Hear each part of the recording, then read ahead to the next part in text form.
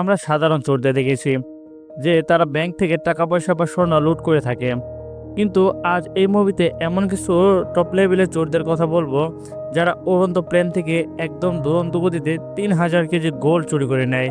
ব্যাপারটা অসম্ভব মনে হলেও এই গ্রুপটা তা কীভাবে সম্ভব করলো তা জানাতে হাজির হয়ে গেলাম নতুন একটা মুভি নিয়ে। তো কোনো কথা না বাড়িয়ে একদম মুভি শুরুতে যাওয়া যাক। মুভি শুরুতেই আমরা ইতালি ভেনিসের একটা অকেশন হাউসের দৃশ্য দেখতে পাই। এই হাউসে বেশ কিছু মূল্যবান আর্ট সেল করা হচ্ছিল। অকেশনের মাঝপথে সেখানে সে হাজির হয় সাইরাস নামের এক ব্যক্তি। সাধারণ মানুষের বেঁচে থাকা এই সাইরাস কিন্তু একেবারে মামুলি আদলি নয়, সে এই পৃথিবীর সব থেকে বড় আর্ট থিপদের একজন। অর্থাৎ বিভিন্ন আর্ট গ্যালারি থেকে আর্ট চুরি করাই হলো তার পেশা। আজ এই প্রোগ্রামে ঠিক এই উদ্দেশ্যে এসেছে।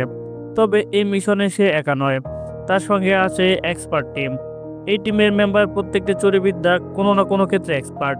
যেমন তার টিম মেম্বার ক্যামেলিয়া যে কোনো ধরনের যানবাহন ড্রাইভ করতে পারে, এমনকি সে প্লেন পর্যন্ত চালাতে পারে। এছাড়াও আরও রয়েছে হ্যাকার মিশন, লকার খোলা এক্সপার্ট ম্যাগনেস এবং ইঞ্জিনিয়ার লোক। তারা সবাই মিলে এই অকেশনে একটা বড় সড় ধাওয়া মারতে চলেছে। এদিকে ভ্যানিসের এই অকেশন লন্ডনেও লাইভ কনফারেন্সের সাথে কানেক্টেড ছিল, সেখান থেকে কিছু লোক এই অকেশনে অংশ নেয়। সাইরাস প্রথমে ভ্যানিসে সেই অকেশনে একজন বিডার হিসেবে প্রবেশ করে। তার কিছুক্ষণ আগেই কিন্তু একটা অকেশনে দামি পেন্টিং বিক্রি করা হয়, কিন্তু লন্ডনে রাখা এই পেন্টিংটাকে চুরি করতে গিয়েছিল তার টিমের দুই মেম্বার লুক আর ম্যাগনেস। পেন্টিং যে ভোল্টে রাখা ছিল সেই ভোল্টটাকে ম্যাগনেস খুব সহজে করে ফেলে। এবার সেখান থেকে পেন্টিংটাকে বের করে রোল করে একটা কন্টেনারে ঢুকিয়ে নেয়। তারপর সে কন্টেনারকে পাশের নদীতে ফেলে দেয়। এই নদীতে বোর্ড নিয়ে অপেক্ষা করছিল আরেকটি মেম্বার লোক। সে রিমোট কন্ট্রোলের সাহায্যে কন্টেনারকে নিজের কাছে নিয়ে আসে।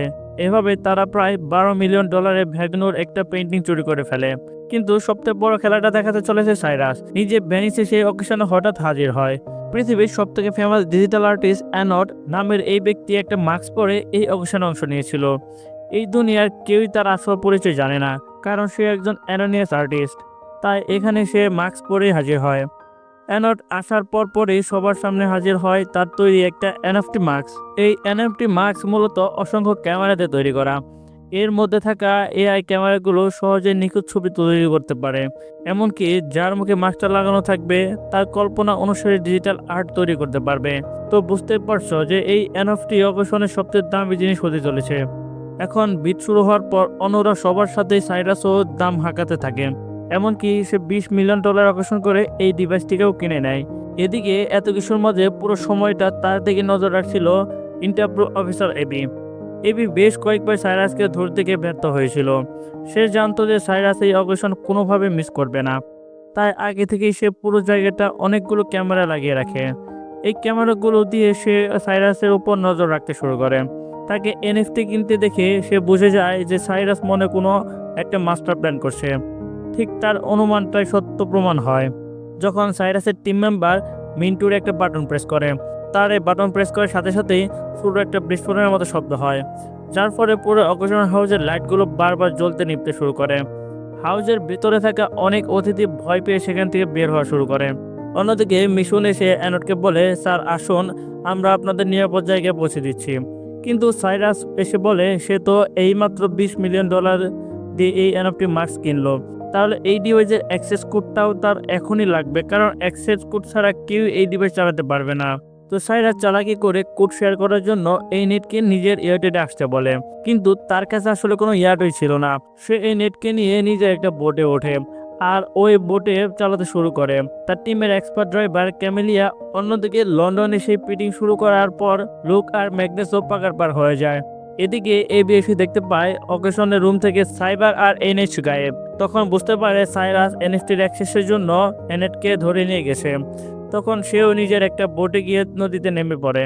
কিছু তো বোট চালানোর পর সে সাইরাসকে প্রায় ধরে ফেলেছিল, কিন্তু মিশন তার স্মার্ট গ্লাস ব্যবহার করে তাদের মাঝখানে আরেকটা বোট নিয়ে আসে। মানে তার এই চশমাটা ছিল একটা হ্যাকিং ডিভাইস। কিন্তু এবি তবুও তাদের পিছন ছাড়ে না। শেষে মিশন একটা নদীর মাঝে থাকা ওয়াটার ব্যারেজটিকেই হ্যাক করে নেয়। তারপর সে পুরো বাচ্চাকেই নদীর গভীর থেকে ওপরে তুলে নিয়ে আসে। এতে করে তারা বের হয়ে গেলেও এবি সেখানে আটকা পড়ে। এভাবে সাইরাস আরও একবার এবির হাত থেকে ফসকে যায়। এবার সাইরাস সত্যি সত্যি অ্যানেটকে নিয়ে একটা ইয়েতে ওঠে। তারপর তার অ্যাকাউন্টে $20 মিলিয়ন ট্রান্সফার করে দেয়। অতঃপর দুই পক্ষের মনে খুশিটা পার্টিতে করতে থাকে। অন্যদিকে এবি ততক্ষণ এই নেটে উদ্ধারের জন্য একটা মিটিং অ্যালার্ট জারি করে। তার মানে পুরো দুনিয়া এখন জেনে গেছে যে এনেটকে কারা যেন কিডন্যাপ করে নিয়েছে। তবে পরের দিন সকালে সে নিজেই এই কথাটা জানতে পারে। তার মনে প্রশ্ন আসতে থাকে যে তাহলে এরাই কি কিডন্যাপ করেছে, কিন্তু তার অ্যাকাউন্টে যে টাকা জমা হয়েছে সেটা তো রিয়াল। পরে সাইরাস জানায় এই টাকাটা তারা ওই লন্ডন থেকে চুরি করে ওই পেন্টিং বিক্রি করতে পেরেছে। যদিও তারা এনেটকে কিডন্যাপ করেনি, কিন্তু মানুষের চোখে ব্যাপারটা কিডন্যাপ হিসেবে সাজিয়ে রেখেছে। কারণ কোনো জিনিস চুরি হওয়ার পর তার দাম বেড়ে যায় অনেক গুণ। যেমন লিওনার্দো ভিঞ্চির বিখ্যাত মোনালিসা পেন্টিং এর দাম এক সময় ছিল $25,000, কিন্তু অনেক বছর পর সেটা চুরি হয়ে যাওয়ার পরে এর সুনাম ছড়িয়ে পড়ে। আর এখন এই পেন্টিং এর দাম $860 মিলিয়ন। সাইরাস এনেটকে দেখায় যে তার এই কিডন্যাপিং এর পর এখন এই এনএফটির দাম গিয়ে ঠেকেছে $89 মিলিয়ন। যদি তারা একে অপরকে সাহায্য করে তবে এনিক্স এখান থেকে আরও এক্সট্রা $27 মিলিয়ন পাবে, আর বাকিটা যাবে সাইরাস এবং সঙ্গীদের পকেটে। তো এই দুই পক্ষ খুশি থাকার কারণে মন আনন্দের পার্টি করতে থাকে। এদিকে এই বিষয়ে অকেশন হাউসের ফুটেজ দেখে একটা গ্লোব পায়। ডেন্টন নামের একজন যে ওই হাইস্টের সাথে জড়িত ছিল সেটা সে বুঝতে পারে। আর এই ডেন্টন কিন্তু সাইরাসেরই এক পুরাতন টিম মেম্বার। এবি এবার সরাসরি ডেন্টনের সামনে হাজির হয়। সে সবকিছু অস্বীকার করলেও এবি তাকে অ্যারেস্ট করে নিয়ে আসে, কিন্তু এবির বস হাগলি আবার মাঝপথ তাকে সেখান থেকে ডেকে পাঠায়। সে তাকে ইউরগেন্সের এক বিলিয়নের কথা বলে। এই ইউরগানসেন কিন্তু খুব খতরনাক এক লোক। তার পেশা হলো পৃথিবীর বিভিন্ন জায়গায় নানা অ্যাক্সিডেন্ট ঘটিয়ে শেয়ার মার্কেটে ধস নামিয়ে দেওয়া। এভাবেই সেই স্টক ম্যানিপুলেশন করার সাহায্যে কোটি কোটি টাকা কামিয়ে নেয়। সোজা কথায় সে ব্রোকারদের কাছ থেকে শেয়ার ধার নিয়ে বেশি দামে বাজার বিক্রি করে। তারপর শেয়ারের দাম পড়ে গেলে কম দামে সেগুলোকে কিনে তার ব্রোকারদের ফেরত দেয়। এই ব্যাপারটাকে বলে শর্ট সেলিং। যখন বিভিন্ন দুর্ঘটনার কারণে অনেক কোম্পানি শেয়ার ক্রাশ করে তখন এই শর্ট সেলাররাও যেন আকাশের চাঁদ হাতে পায়। আর এই লোকটা ঠিক এমন পদ্ধতি ব্যবহার করে আজ কোটিপতি হয়েছে। তবে এবার তো সে এক আস্ত শহরকে বনে ভাসিয়ে দিতে চলেছে। ইন্টারপোলের কাছে ইনফরমেশন আছে যে ইউরোগেন্স লিবিয়ারথন নামে এক হ্যাকার গ্রুপকে হায়ার করেছে এই কাজের জন্য। তাদের কাজ হবে ইউরোপের বিভিন্ন শহরে ওয়াটার সাপ্লাইগুলোকে মালফ্যাকশন করানো। এতে করে শহরের তীব্র বন্যা দেখা দেবে। তাতে লাখো লোক মারা গেলেও ইউরোগেন্সের কিছুই আসে যায় না, কারণ মাঝখান থেকে শেয়ারের দাম পড়ে যাওয়ায় সে শর্ট সেলিং করে বিলিয়নের টাকা কামিয়ে নেবে। এখন সে যে হ্যাকারগুলোকে হায়ার করেছে তারা আবার অন্য পদ্ধতিতে পেমেন্ট চায়। তারা চায় যে ইউরোগেন্সে তাদেরকে ক্যাশের বদলে $500 মিলিয়ন গোল্ড দিক।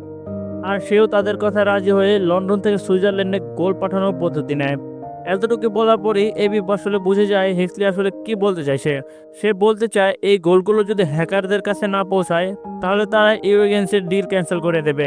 এই গোলগুলো সম্পূর্ণ লিগ্যাল হয় ইন্টারপোল সরাসরি কিছু করতে পারবে না, কিন্তু যদি গোল চুরি হয়ে যায় তবে এই ডিল ক্যান্সেল হয়ে যাবে। এখন হেক্সলি কাদের কিতে চুরি করাতে চাইছে তোমরা হয়তো নিশ্চিত বুঝতে পারছো। হ্যাঁ, সে এবিকে ঠিক এই জন্যই ডেকেছে, যাতে সাইরাসকে সে এই মিশনটা দেয়।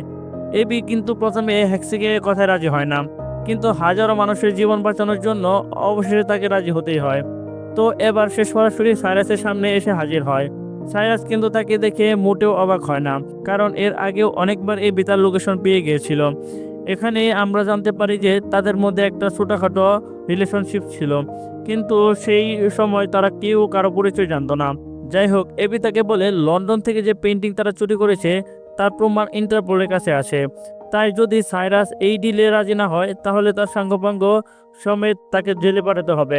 আর যদি তারা কাজটা করে দেয় তবে তাদের নামে থাকা সমস্ত ক্রিমিনাল রেকর্ড ক্লিন করে দেওয়া হবে। সাইরাসও প্রথমে ইউরোপিয়ানসের নাম শুনে রাজি হতে চায়নি, কারণ এই লোকটা যে কত বড় খতরনাক তা বাচ্চা থেকে বড়রাও জানে। তবে হাতে আর কোনো উপায় না থাকে অবশেষে তাকে রাজি হতেই হয়। তবে শর্তে দেয় যে এই মিশনে এই বিও যেন তার টিমে কাজ করে, ইন্টারপোল যাতে কাজ শেষে বেঁকে না বসে, তার জন্য মূলত এই ব্যবস্থা। তো সাইরাসের টিমও কিন্তু এই মিশনে প্রথমেই যেতে রাজি হয়নি। সম্পূর্ণ ব্যাপারটা তারা ইন্টারপোলে একটা ট্র্যাপ ভাবতে থাকে। তবে এবি সবার ফিউচারের কথা বলে তাদের রাজি করায়। অবশেষে এই টিমে এবি আর ডেনও যোগ দেয়। এখন এই গোল চুরি করার জন্য কিন্তু তাদেরকে প্রায় ইম্পসিবল একটা কাজ করতে হবে। ইউরোগেন্সের এই গোলগুলোকে কোন একটা প্রাইভেট জেটের বদলে একটা প্যাসেঞ্জার প্লেনে করে পাঠাবে, যার ফলে এয়ারপোর্ট থেকে গোল চুরি করার কোনো সুযোগই থাকছে না। যা করা তাদের মাঝ আকাশের মধ্যেই করতে হবে। সবাই এটা নিয়ে চিন্তায় থাকলেও সাইরাস কিন্তু বেশ চিল মুডেই থাকে। তবে চিল করলে কি হবে, ইতিমধ্যে সে মাস্টার প্ল্যান নিয়ে ভাবতে শুরু করেছে। এদিকে পর্দায় এবার আমরা প্রথমবারের মতো ইউরোগেন্সিরকে দেখতে পাই। সে যে কতটা খতরনাক তার একটা ছোট নমুনা আমরা দেখতে পাই। তার সাথে পাঙ্গা নেওয়ার কারণে সে লোককে লিটারেলি কুকুরের খাবার হিসেবে সার্ভ করে। তার পক্ষ থেকে এই কাজ করে তার ডান হাত ডোনাল্ড। এদিকে পরের দিন সকালে এবি দেখে সাইরাস বেশ ফুরফুরে মেজাজে রয়েছে। তাদের মধ্যে আবারও পুরাতন সেই রোমান্টিক সময় নিয়ে কথা হয়। এবি জানায় ইন্টারপোলে জয়েন করার পিছনে আছে একটা ছোট কাহিনী। ছোটবেলায় সে যে স্কুলে পড়তো তার মা ছিল সেই স্কুলের হেড টিচার, আর তাদের স্কুলে অনেক দামে একটা পেন্টিং ছিল। কিন্তু একদিন সেই পেন্টিং থেকে অফিস থেকে চুরি হয়ে যায়। এই ঘটনায় তার মা খুবই কষ্ট পেয়েছিল। সেদিন থেকে সে আর্ট চোরদের ধরার জন্য মনে মনে একটা প্রতিজ্ঞা করে। আর বড় হয়ে সে ইন্টারপোলে যোগ দেওয়ার মেইন কারণটা হচ্ছে এটা। যাই হোক, তাদের কথাবার্তা শেষে সাইরাস আবার সবাইকে প্ল্যান বলতে শুরু করে। যেহেতু মাঝ আকাশের মধ্যে কাজটা করতে হবে, এর জন্য লাগবে একটা প্রাইভেট জেট। তখনই ঠিকঠাক সাইজের একটা প্রাইভেট জেট খুঁজতে পেতে তাদেরকে কিছুটা বেগ পেতে হয়। তবে শেষমেশ তারা একটা জেটকে সিলেক্ট করে। কিন্তু এই জেটের মালিক ছিল বিলিয়নার মোলসেন, আর তার কেনা পেন্টিং কিন্তু তারা লন্ডন থেকে চুরি করেছিল। তো সাইরাস আর এই সরাসরি মোলসেনের সাথে দেখা করে। সাইরাস বলে যদি তারা প্লেনটাকে ধার দেয় তাহলে তারা এনএফটি দিয়ে তার জন্য একটা এনএফটি তৈরি করবে, আর সেই এনএফটি মূল্য হবে কয়েক মিলিয়ন ডলার। তো অনেক চিন্তা ভাবনা করে মোলসেন তাদের কথায় রাজি হয়। আর এই প্রাইভেট জেটটা কিন্তু বেশ দামি আর লাক্সারিয়াস। সে তাদের কাছে সব ফিচারগুলোকে শো অফ করতে থাকে। এই প্লেনের নিচে একটা বড় এলইডি স্ক্রিনও ছিল, যাতে রিমোট দিয়ে বিভিন্ন মেসেজ ডিসপ্লে করানো যেত। তো যাই হোক, প্রাইভেট জেটের ব্যবস্থা তো হয়েই গেল। এবার তাদেরকে পরবর্তী স্টেপ নিয়ে ভাবতে হবে। যেই প্লেন থেকে তারা গোলচুলি করবে সেটা পৃথিবীর সবচেয়ে বড় প্যাসেঞ্জার বিমান। মানে এই প্লেনটা শুনতেই কেমন যেন একটা ইম্পসিবল মনে হয়। তবে সাইরাসের পূর্ণ বিশ্বাস যে তারা এই কাজটা করতে পারবে। এই হাইস্টকে সফল করার জন্য সবাই মিলে বেশ ভালোভাবে প্রস্তুতি নিতে থাকে। সবকিছুরই 3D মডেল বানিয়ে তারা প্র্যাকটিসও করতে থাকে। ক্যামেলিয়া ও সিমুলেটরের মাধ্যমে প্লেন চালানোর প্র্যাকটিস করতে থাকে, কারণ জেট প্লেনটাকে তাকে চালাতেই হবে। ম্যাগনাস ও লেজার দিয়ে গোল কাটা প্র্যাকটিসে নেমে পড়ে। এখন যদি ক্যামেলিয়া এয়ারবাসের প্লেনের নিচে পৌঁছে যায় তবে তার সামনে হাজির হবে আরেকটি বিপদ। দুনিয়ার কোনো এয়ার ট্রাফিক কন্ট্রোলই 1000 ফুটের মধ্যে দুইটা বিমানকে আসতে দেয় না। কাজেই এত কাছাকাছি দুইটা বিমানকে দেখে এটিসি পুরো ভেঙে খেয়ে যাবে, আর সাথে সাথেই তারা প্লেনের পাইলটকে ব্যাপারটা জানিয়ে দিবে।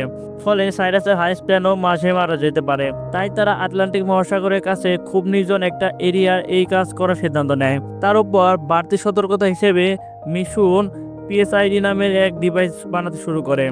এই ডিভাইসের কাজ হবে প্লেনের সমস্ত রাডার সিগন্যালকে গায়েব করে দেওয়া। এতে করে অন্তত একটা প্লেনকে রাডারের চোখে অদৃশ্য হয়ে যাবে। কিন্তু এরপরেও ধরা পড়ে যাওয়ার একটা চান্স থেকে যায়। যেই জায়গাটাকে তারা সিলেক্ট করেছে সেখান থেকে কেবল একটা এডিসি কানেক্ট করা যায়, আর সেটার অবস্থান হলো বেলজিয়ামের ব্রাসেলস শহর। তো সেখানকার এয়ার কন্ট্রোলেও তাদের একজন লোক থাকা দরকার। সে পাইলটের সাথে সার্বক্ষণিক যোগাযোগ রেখে একটা নিশ্চিত করবে যে তারা সবাই সেফ আছে। আর এবি এই কাজের জন্য একেবারে পারফেক্ট এক ব্যক্তিকে চিনত। এরই নামে সেই ব্যক্তির সাথে তারা সরাসরি ব্রাজিলসে গিয়ে দেখা করে। অন্য সবার মতো সেও প্রথমে রাজি হতে চায়নি, কিন্তু সাইরাস তাকে $1 মিলিয়ন অফার করে বসলে সে পুরো লাফিয়ে রাজি হয়। তো এই টেনশন খতম হয়ে গেলেও তাদের সামনে হাজির হয় নতুন এক আপদ। কমিশনার হেক্সলি হঠাৎ তাদের দুজনকে সরাসরি দেখা করতে চায়। দেখা করার পর সে জানায় ইউরোগেন্সে তার কোম্পানির এক এমপ্লয়িকে উপরে পাঠিয়ে দিয়েছে। এই লোকটা ইন্টারপোলের কাছে তার সমস্ত প্ল্যান ফাঁস করত। মানে বুঝতেই পারছ, ইউরোগেন্সের কিন্তু একেবারে কাঁচা খেলোয়াড় না। হেক্সলি জানায় যে আর মাত্র 10 দিন পর ইউরোগেন্সে তার গোল ওগুলোকে ট্রান্সফার করতে যাচ্ছে। তখন সাইরাস জানায় মাত্র 10 দিনে হাই স্টেপ প্রিপারেশন নেওয়া একদম এনাফ না।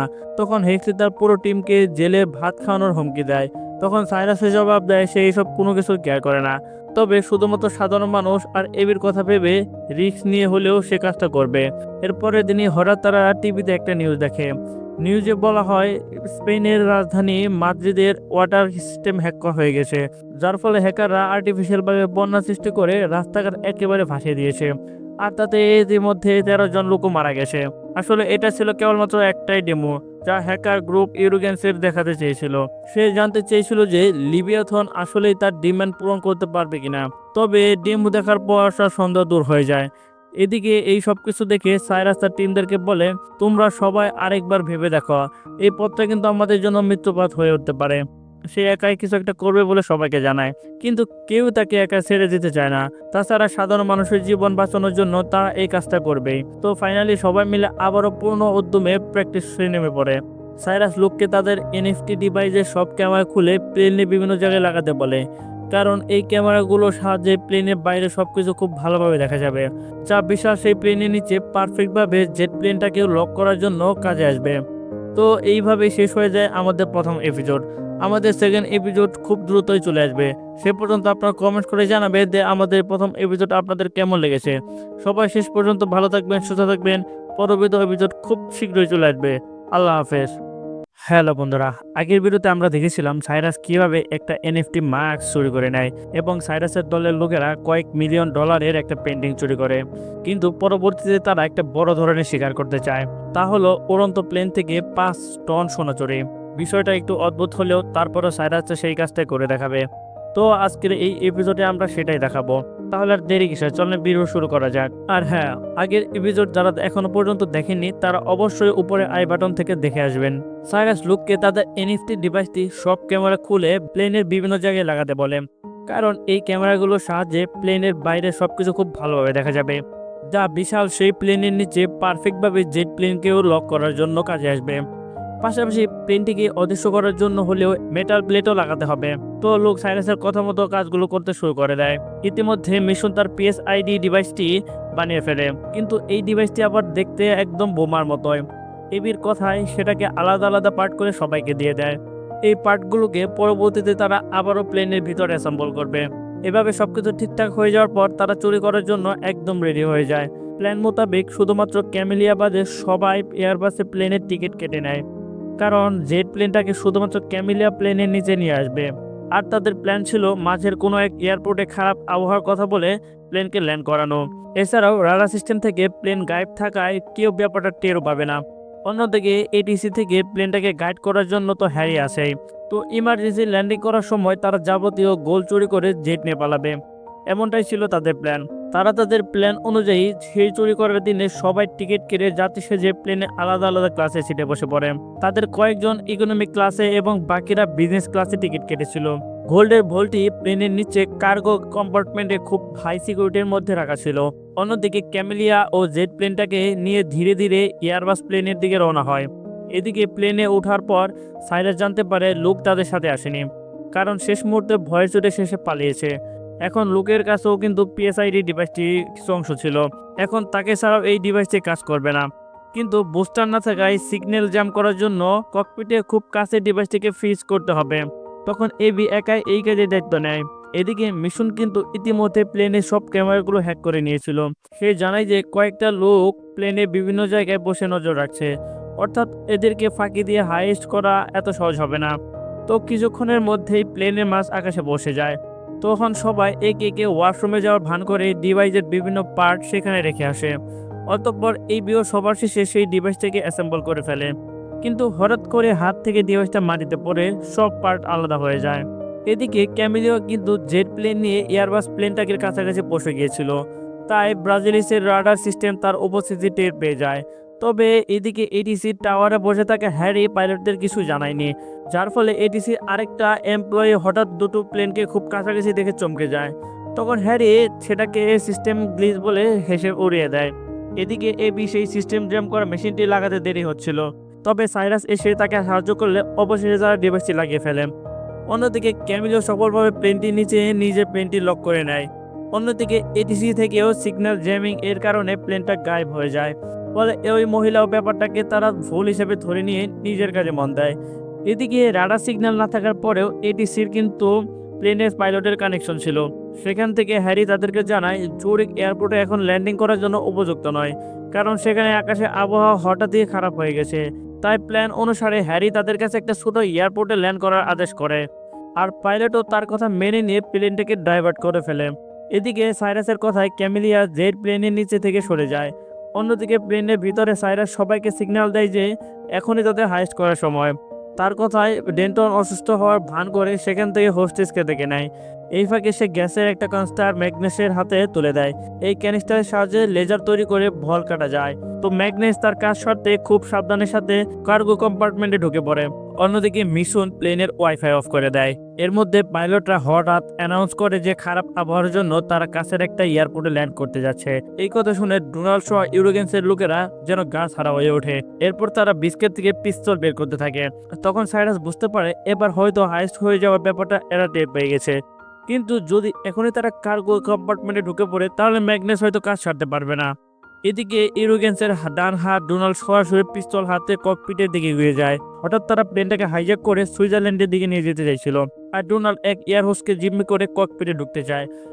সাইরাসও এর উপর হামলা করে একটা অজুহাত পেয়ে বসে, যার ফলে সেই আরবি মিলে এয়ার হোস্টকে বাঁচানোর নাম করে ডোনাল্ডের উপর ঝাঁপিয়ে পড়ে।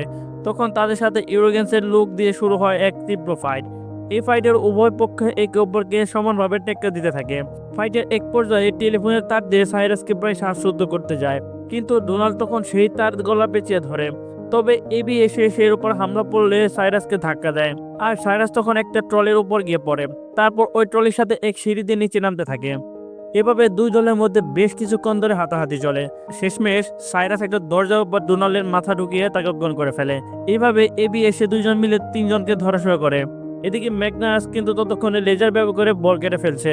এবার এবি আর সাইরাস কার্গো কম্পার্টমেন্টের দিকে যেতে থাকে, কিন্তু ঠিক তখনই তাদের সামনে এসে দাঁড়ায় করম্যান নামে ইউরোগেন্সের এক লোক। অন্যদিকে প্লেন ততক্ষণ এক এয়ারপোর্টে পৌঁছে যায়, যেখানে তাদেরকে ল্যান্ড করার কথা বলা হয়েছিল।